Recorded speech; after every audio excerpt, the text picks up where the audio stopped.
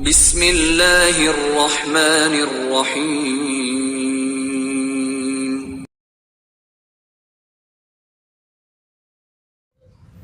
Assalamualaikum warahmatullahi wabarakatuh.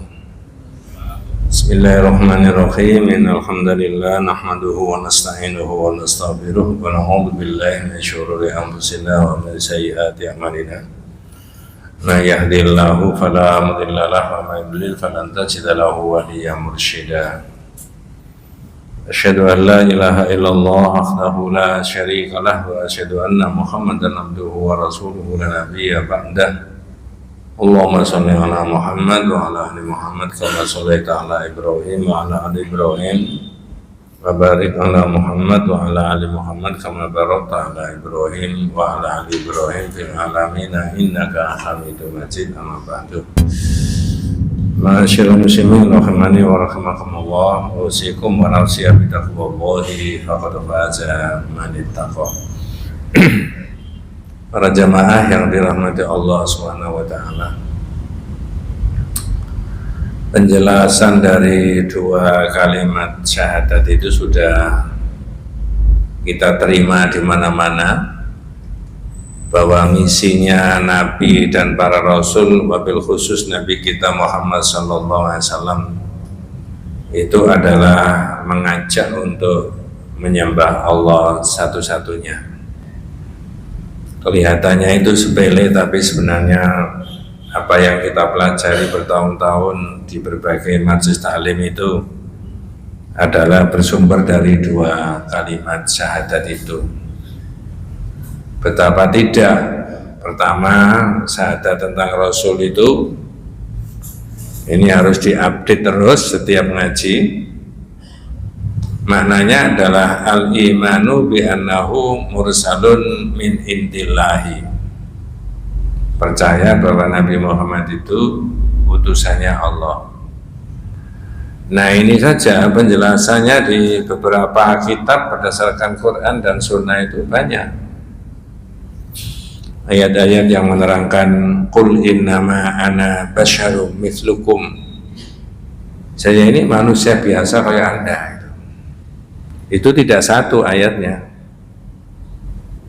Bedanya apa? Yuha ilayya, saya menerima wahyu.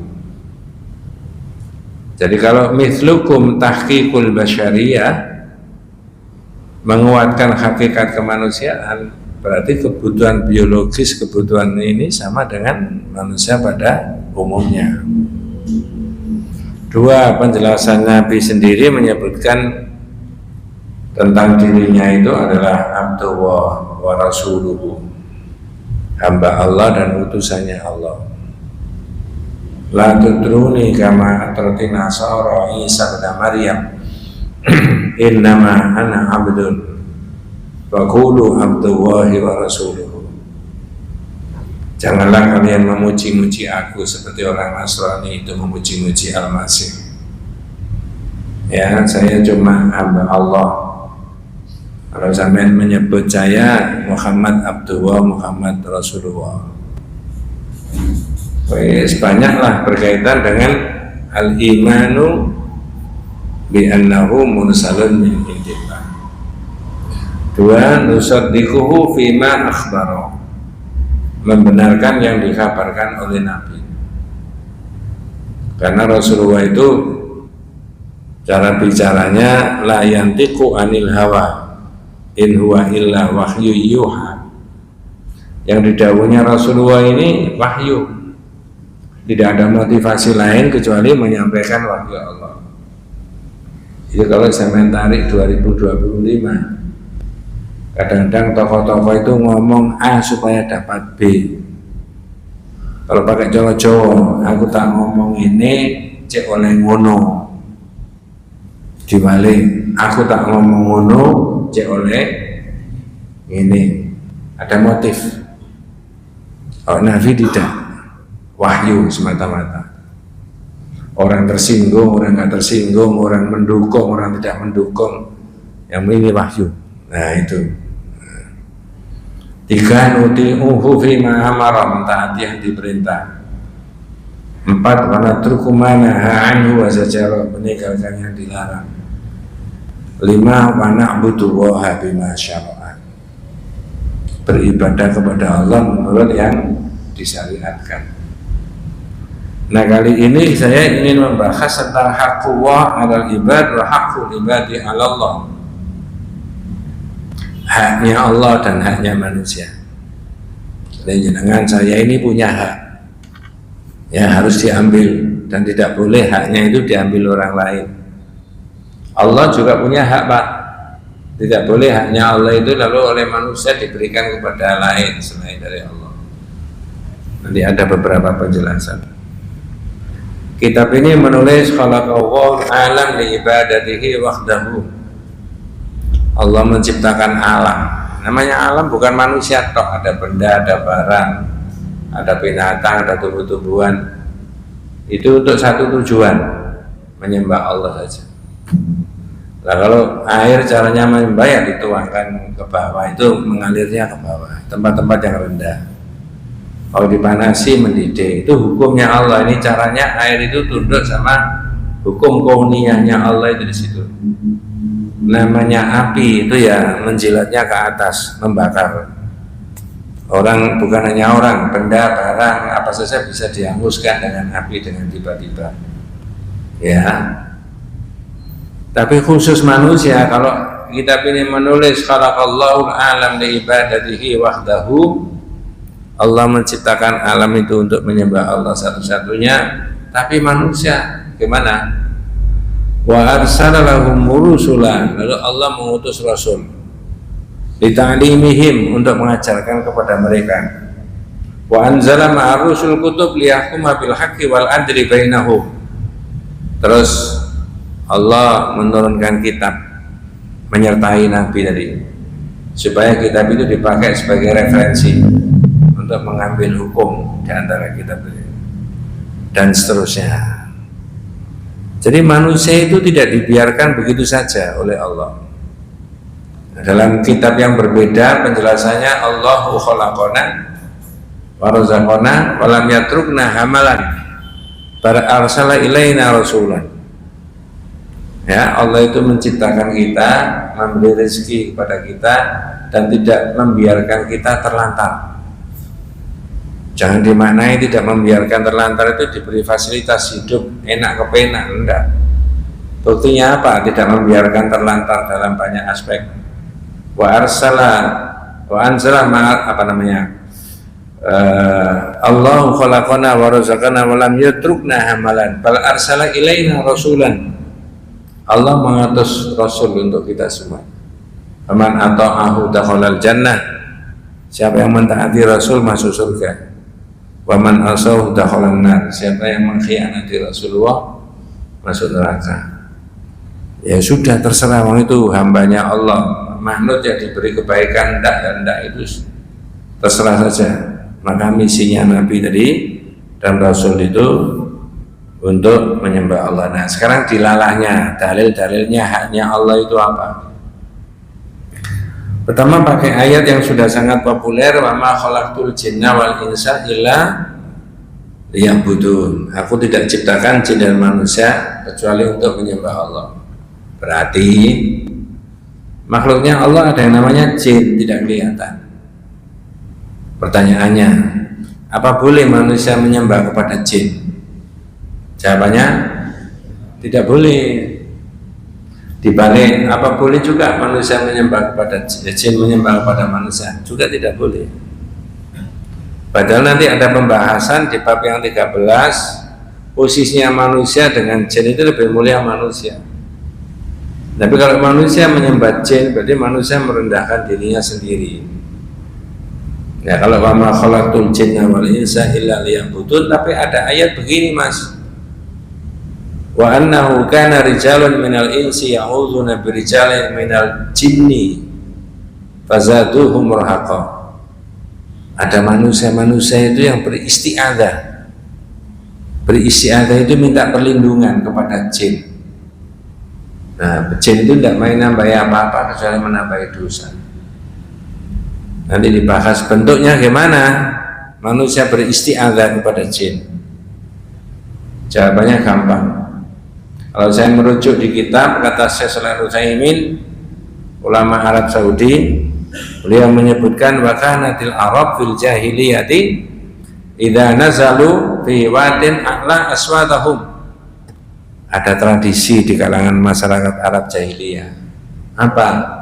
Kalau lewat di jurang-jurang yang nggak biasa dilewati, itu suaranya dikeraskan. Ngomongnya gimana? A'udzu bisayyidi hadzal wadi min sufaha'i qaumi. Aku tolong dilindungi, jangan mengganggu saya. Kalau pakai wong Jawa, rumahmu nggak di sini, nah itu loh. Kira-kira model begitu 2025 ini ada nggak? Ada dan tidak, terserah masyarakat, tapi di tauhid tidak boleh. Ya, isti'adzah itu kepada Allah, bukan kepada jin. Jadi ini dilalah. Dilalah berikutnya, walaqad ba'atsna fi kulli ummatin rasulan an ibudu wa wastanibu tauhid. Saya rasa sudah sering kali dibahas. Dan sungguh kami telah mengutus pada tiap-tiap umat, pada periode umat macam-macam itu ya. Zaman Nabi ini, semuanya sudah kebagian Rasul, kebagian Nabi. Itu misinya sama mas, menyembah Allah dan menjauhi tauhid. Apa tauhid itu? Kullu ma'ubida min dunillahi, segala sesuatu yang disembah manusia selain dari Allah, bisa benda, bisa barang, macam-macam itu ya. Ya, nah sekarang saya tanya, ini pertanyaan penting ya. Kalau misinya Nabi tadi disuruh menjelaskan kepada manusia menyembah Allah satu-satunya dan menjauhi tauhid, apapun yang disembah selain dari Allah itu namanya tauhid. Pertanyaannya begini, ini mengurangi sekian puluh tahun yang lalu Pak, apakah manusia itu bisa sukses menyembah Allah kalau dia tidak mau meninggalkan tauhid? Jawabannya bisa? Tidak bisa.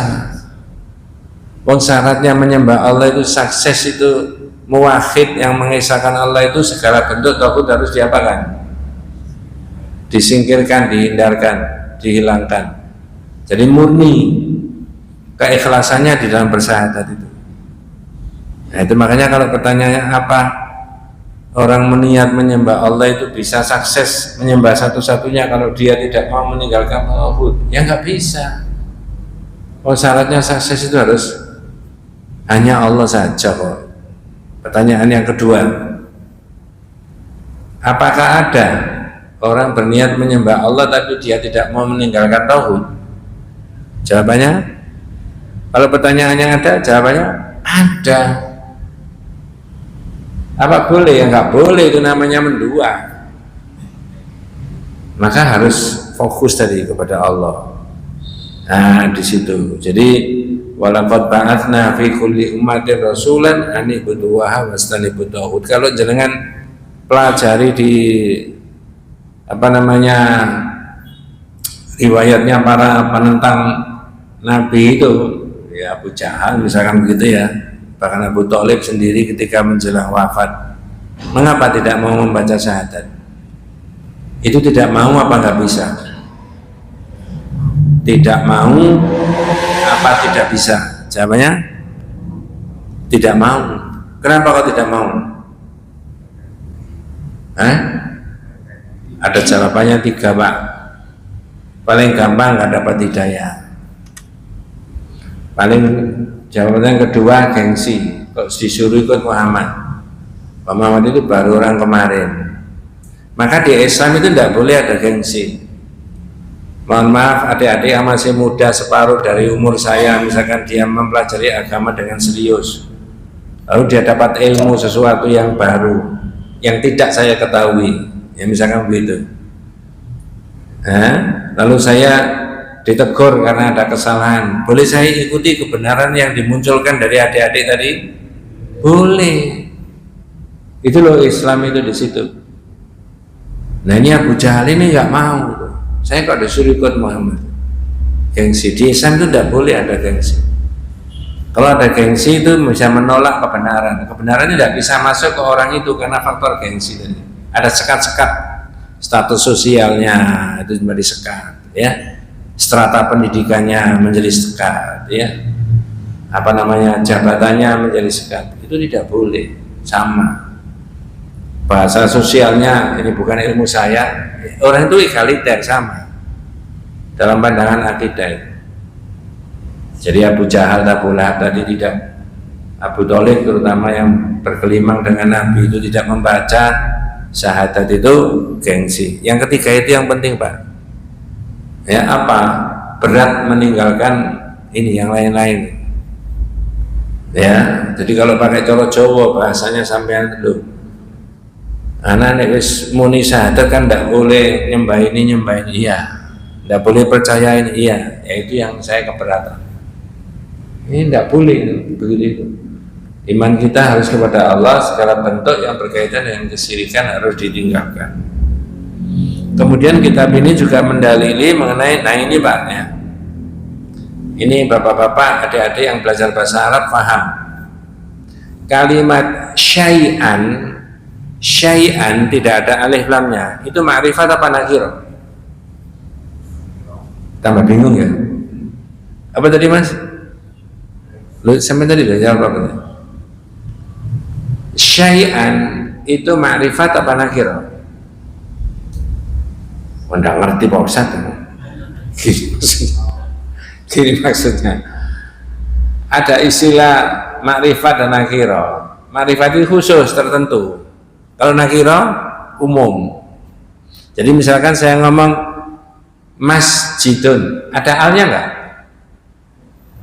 Saya ulangi, saya ngomong masjidun, ada alnya? Enggak. Bedakah dengan al masjidu, ada alnya? Itu bahasa Arab, mohon maaf yang tidak akrab dengan bahasa Arab, tapi gampang kok, ya. Kalau kalimatnya itu, misalkan saya ngomong di situ, ngomong al masjidu, ada alnya, yang saya maksudkan ya ini al hidayah, nggak ada masjid lain. Ini tidak cocok di bahasa Indonesia dan bahasa Jawa, ini bahasa Arab. Tapi kalau saya ngomong masjidun atau masjid dan tidak ada alif lamnya, itu namanya kira umum, mana-mana, bisa sana, bisa sana, bisa sana. Tapi kalau saya ngomong hadal, pakai hadal masjid, ya iki ada masjidun, nggak ada alnya, umum. Nah, mengapa kok saya tanya begitu? Ada ayat yang nakiro di akhirnya tadi kalimatnya, berarti menunjukkan umum. Kaitannya dengan apa? Kaitannya dengan tidak boleh syirik. Saya bacanya ayatnya. Wa'budullaha, sembahlah apa? Allah. Sampai di sini saja tidak menutup kemungkinan orang menyembah Allah iya, menyembah selain Allah juga iya. Baru dilanjut Pak, wala tusyriku bihi, sembahlah Allah dan jangan menyekutukan Allah syai'an. Ini bisa apa saja, bisa batu, bisa pohon, bisa kuburan, bisa pantai, bisa ini, bisa gunung, macam-macam, bisa orang, bahkan bisa dirinya sendiri. Nah, jadi itu nakiro, bentuknya umum. Kalau jangan tanya, loh Ustaz, berarti maknanya Allah itu bisa disekutukan manusia dengan dalam bentuk apapun? Iya, bisa, macam-macam. Nah, di situ, maka di situ dipakai nakiro. Jadi saya sudah mengemukakan 3 dalil. Coba saya tanya, apa perbedaannya dan apa persamaannya di antara 3 ayat yang saya sampaikan? 1, saya ulangi ayatnya lalu pakai bahasa Indonesia secara sederhana. Pertama, wa ma khalaqtul jinna wal insa illa liya'budun. Aku tidak menciptakan jin dan manusia kecuali untuk menyembah aku. Itu liya'budun maknanya liwahiduni, supaya satu-satunya ke saya, kata Allah, mengisahkan. 1. 2 ayatnya, walaqad ba'atsna fi kulli ummatin rasulan an ibudu wa hawastanibu taghut. Dan sungguh aku telah mengutus pada tiap-tiap umat seorang rasul untuk menyerukan sembahlah Allah dan jauhi taghut. 2. 3 wa'budu waha wa la tusyriku bi syai'an, sembahlah Allah satu-satunya, dan janganlah mensekutukan Allah dengan sesuatu apapun yang macam-macam tadi, nakiro. Pertanyaan saya, dari 3 ayat tadi kesamaannya di mana, bedanya di mana? Kalau tidak ada yang menjawab, saya sendiri yang menjawab. Kesamaannya apa? Pesan moralnya, intinya sama, mengajak supaya orang fokus ke siapa? Allah. Yang beda apanya? Redaksinya. Kalau jangan nggak terima dengan bahasa redaksinya, yang beda apa? Lafal ayatnya. Ini yang pertama, aku tidak menciptakan jin dan manusia kecuali menyembah.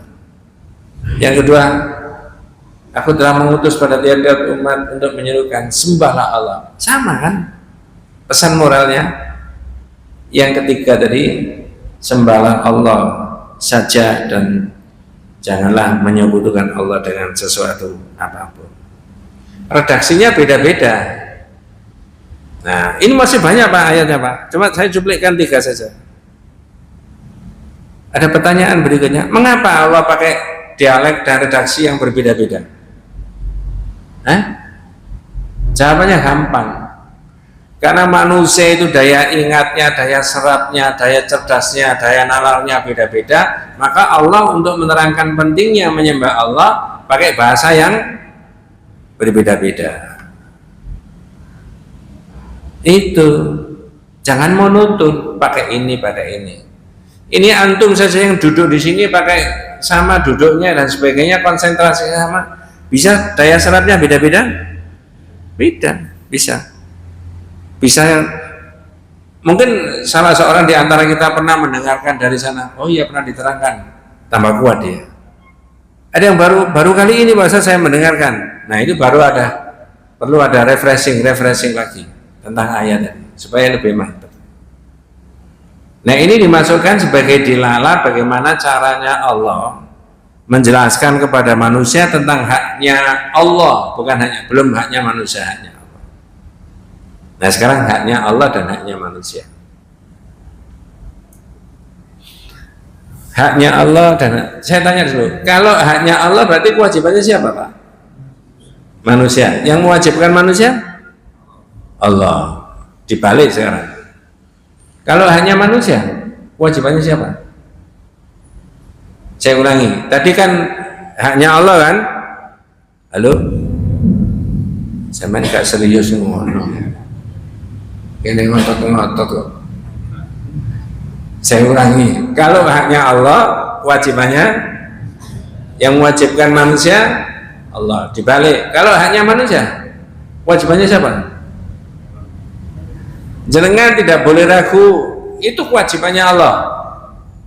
Nah cuma yang mewajibkan Allah siapa? Allah sendiri. Ulama-ulama tauhid yang kenamaan itu Pak, mesti menempatkan hadis ini dalam posisi bab yang pertama, karena hadis ini pintu masuk dari semua pemikiran tauhid. Saya ulangi, bahasanya merontok mulut ya. Para ulama kenamaan yang berkaitan dengan ulama tauhid itu memasukkan hadis ini dalam bab yang pertama di bagian-bagian awal. Mengapa? Karena orang kalau mengerti ini haqqu wa 'alal ibad, bahasa Arabnya wa haqqul ibadi 'ala Allah, dan itu diimplementasikan, orang itu terbebas dari kesyirikan. Kalau ngerti, maka diletakkan di pertama. Dan sudah sering tak singgung. Lalu apa jawabannya haknya Allah yang merupakan kewajibannya manusia, dan apa haknya manusia yang merupakan kewajibannya Allah? Dalam satu dialog, dalam sebuah perjalanan Nabi Muhammad SAW dengan sahabatnya Nabi yang namanya Mu'ad. Mu'ad ditanya, ada dari ma haqqullah 'alal ibad wa ma haqqul ibadi 'ala Allah. Jadi Nabi itu enak santai-santai. Sahabat Mu'ad, kamu tahu dah haknya Allah itu apa yang wajib dipenuhi manusia, dan apa haknya manusia yang pasti dipenuhi Allah? Jawabannya sahabat Mu'ad dikembalikan ke Nabi, Mas.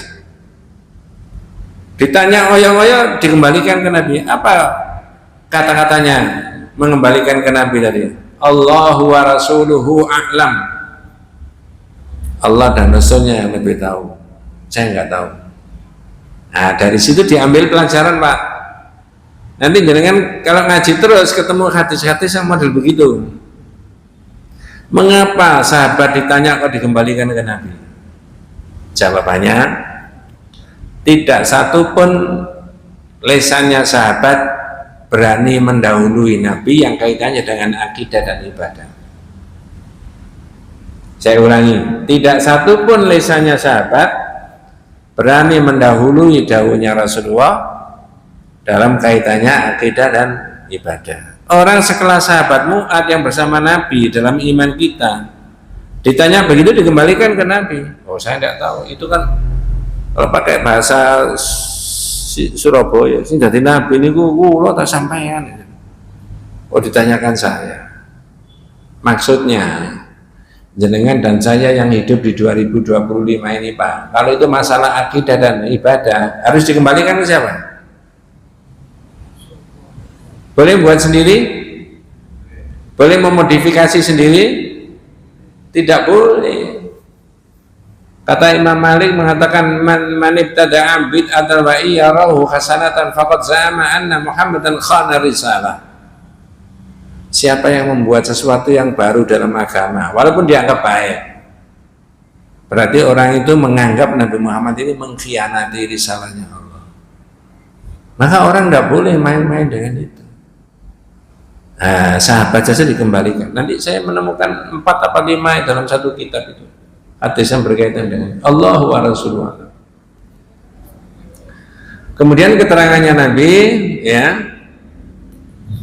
dawuhnya Nabi berikutnya berkaitan dengan haqqu wa 'alal ibad. Nabi mengatakan haqqu wa 'alal ibad ayya'buduhu wa la yusyriku bi syai'an.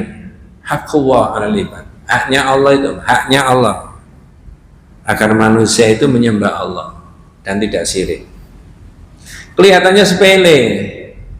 Nah, kalau menyembah Allah, berarti pertanyaannya, apakah Allah itu bisa diibadahi, disembah manusia dengan gerakan-gerakan fisik? Halo? Nggak bisa? Nggak bisa, ya menengahi, Mas. Apakah Allah bisa diibadahi oleh manusia dengan gerakan fisiknya? Ya tentu saja menurut sunnah kan, nggak boleh sembarangan gerak fisik. Jawabannya, bisa. Kita ngaji, kita baca sholawat, kita istighfar, lisan kita yang pakai ibadah. Kita rukuk, kita sujud, kita tawaf, kita sa'i, orang yang melempar jamarah, tahallul, itu semua bagian daripada apa? Jadi jangan sampai fisik ini tidak digunakan secara produktif untuk apa? Ibadah. 1. 2. Apakah Allah bisa diibadahi dengan harta bendanya manusia? Bisa. Dibalik. Apakah ada manusia yang menggunakan harta bendanya untuk menjerumuskan dirinya sendiri? Nggak usah disebut namanya, Pak. Ada tahu? 3. Apakah Allah bisa diibadahi oleh manusia dengan hatinya? Contohnya, mencintai Allah, takut sama Allah, tawakal sama Allah, tidak boleh merasa aman dari murkanya Allah. Kalau orang merasa aman dari murkanya Allah, itu nanti Allah juga murka. Ya, yang paling spektakuler dipakai contoh di Quran itu adalah Fir'aun. Segala-galanya punya. Teorinya Fir'aun itu kalau mau menghancurkan Musa sekejap aja bisa jadi neraka Musa itu. Tapi berbalik nggak, Pak? Yang menghancurkan Fir'aun siapa? Allah. Di situ loh. Ya. Hanya bermodalkan 2 yang dimiliki Nabi Musa. Ya taraqqab Rabbina jini minal qawmidz zalimin. Waspada. Ketika dikejar-kejar Fir'aun mau ditangkap, dibunuh, itu waspada. Yang kedua, mengandalkan doa. Rabbina jini minal qawmidz zalimin. Selamatkan aku ya Allah dari orang yang zalim. Nabi Musa diselamatkan enggak? Caranya? Apakah Nabi Musa diungsikan ke negara lain? Tidak. Dua, apakah Nabi Musa diberi mukjizat yang nggak bisa dilacak oleh Fir'aun? Tidak. Tapi apa?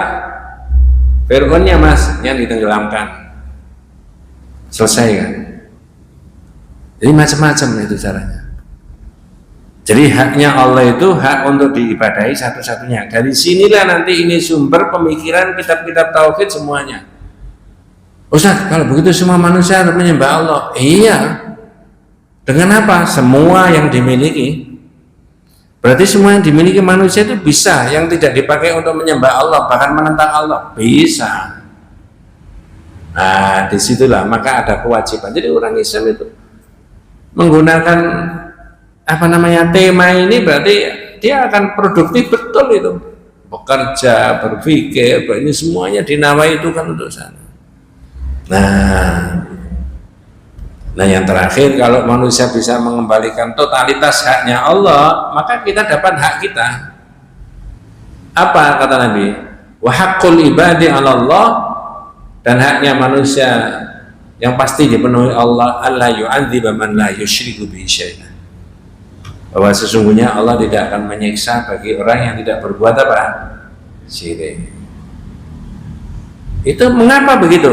Keterangan dalam kitab yang berbeda, wa a'lamu ma nahallahu asyirik wa huwa ibadatu wa ma'ahu ghairahu.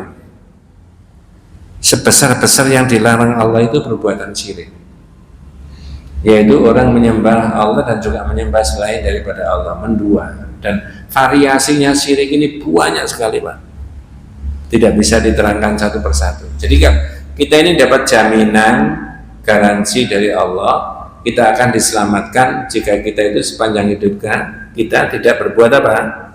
Kesyirikan.